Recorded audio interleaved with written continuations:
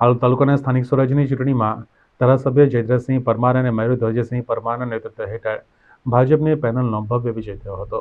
હાલોલ શહેરમાં નવા વોર્ડમાં ઉભેલા ભાજપના 36 ઉમેદવારોમાંથી પૂરેપૂરા 36 ભાજપના ઉમેદવારોનો ભવ્ય વિજય થતા હાલોલ શહેરમાં ભાજપના ભગવો લહેરાયો હતો.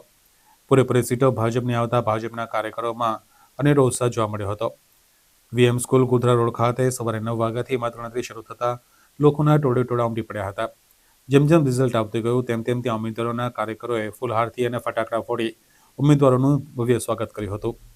ભાજપાનો વિજય સરઘસ વીએમ સ્કૂલથી શરૂ થઈ તળાવ રોડ થઈ ટાવર થઈને બજાર થઈને મામલતદાર કચેરીને ત્યાંથી કંજુરી રોડ ઉપર ભાજપના કાર્યાલય પર સંપન્ન થયો હતો. પૂરી વિજય યાત્રા દરમિયાન હાલોલ તાલુકાના ધારાસભ્ય જયદ્રથસિંહ પરમારનો જય જયકાર કરવામાં આવ્યો હતો અને ભારત માતા કી જય અને વંદે માતરમના નારાથી પૂરું હાલોલ ગુંજી ઉઠ્યું હતું. આ વિજય યાત્રામાં હાલોલ શહેરના આગેવાનો, ભાજપના કાર્યકર્તાઓ, હાલોલના કોર્પોરેટર તથા અલગ અલગ વિવિધ સંસ્થાના પ્રતિનિધિઓ હાજર રહ્યા હતા અને ધારાસભ્યને શુભેચ્છાઓ પાઠવી હતી.